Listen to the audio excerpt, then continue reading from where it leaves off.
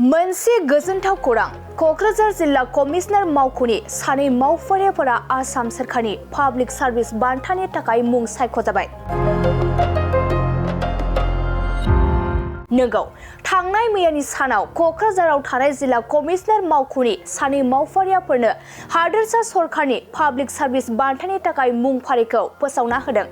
थारैनो क'क्राझार जिल्ला कमिशनार मावख'नि सानै मावफारियाफोरा पाब्लिक सार्भिस बान्थानि थाखाय मुं सायख'जानाया मोनसे गोजोनथाव खौरां लाना फैदों।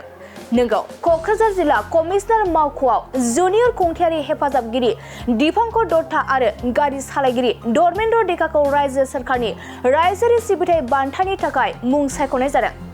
थारैनो बुंनो हायोदि बिथांमोननि आदर्श हाबा मावनायनि थाखायनो बिथांमोनहा बे बान्थानि थाखाय सायख'जादों आरो लोगोसे पाब्लिक सार्भिस बान्थानि थाखाय मुं सायख'जानाय क'क्राझार जिल्ला कमिशनार मावख'नि जुनियर खुंथायारि हेफाजाबगिरि दिपांकर दत्ता आरो गारि सालायगिरि धर्मेन्द्र डेका बिथांमोना बे बान्थानि थाखाय मुं सायख'जानानै आसामनि गिबि मन्थ्रिनि बे थांखिखौ गोजोननाय मोनदों।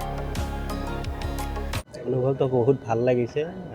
অসম চৰকাৰক ধন্যবাদ আৰু আমাৰ ডিসি ষ্টাফ গোটেই ডিসি ছাৰ বা গোটেই ষ্টাফক ধন্যবাদ মোক বাছনি কৰাৰ কাৰণে।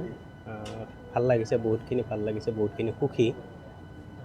আনুষ্ঠানিকভাৱে কেতিয়া প্ৰদান কৰিব? তেওঁলোকেতো আজি আমাক দিলে বাৰু, আৰণাই দিলে বা গামোচা আমাক পিন্ধালে আৰু 15 আগষ্টত তেওঁলোকে দিব নেকি কথাটো ভালকৈ ইমান গম পোৱা নাই, তেতিয়া দিব বুলি গম পাওঁ আৰু অলপকৈ। ক'ক্ৰাঝাৰ জিলা আয়ুক্তৰ কাৰ্যালয়ৰ পৰা এই মুহূৰ্তত অনুভৱ কেনেকুৱা? যিহেতু জিলা আয়ুক্তৰ কাৰ্যালয়ত আপোনাৰ কৰ্মৰত। ভাল লাগি আছে, মানে যিটো আমি কাম কৰিছোঁ কামৰ এগেইনষ্টত আমি যিটো পালোঁ আৰু কি এইটো এটা ভাল লাগি পায়। কি পোষ্টত কাম কৰিছে? মই জুনিয়ৰ ডিষ্ট্ৰিক্ট এডমিনিষ্ট্ৰেটিভ এছিষ্টেণ্ট। কিমান বছৰ হ'ল? মোৰ 10 years। মুখ্যমন্ত্ৰীক কিবা ক'ব?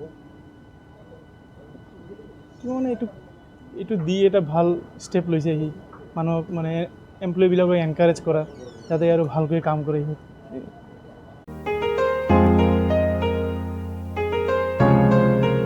मोनसे फोसावथाय नोंथांमोननि थाखाय मोनसे गोजोनथाव खौरां लानानै फैदों।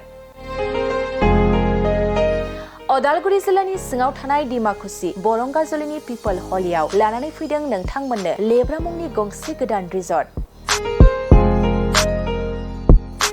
नोंथांमोना बे लेब्रा मुंनि गंसे गोदान रिजर्टखौ तामुलपुर रडनिफ्राय फैब्ला सुख्लाय ब्रिजनि आगदा आरो अदालगुरि रडनिफ्राय फैब्ला सुख्लाय ब्रिजनि सिगाङाव आगसिथिंजाय मोननो हागोन। लेब्रा मुंनि गंसे गोदान रिजर्टआ नोंथांमोननो गोसोबायदि सुबिदा खालामनानै होनाय जादों। नोंथांमोना बे लेब्रा रिजर्टआव बर'नि गासै जाग्रा जामुंखौनो मोननो हानायजों लोगोसे बेवहाय नोंथांनि सुबिदा बायदि अर्डार खालामनानै जानो हागोन। जुदि नोंथांमोना तामुलपुरनिफ्राय अदालगुरिसिम थांनाय समाव ओंखामजों लोगोसे बायदिसिना जालांनो गोसो दंब्ला नैबे 8638879656 जानबुं नम्बराव कल खालामनानै सिगांग्रो अर्डार खालामहरनो हागोन।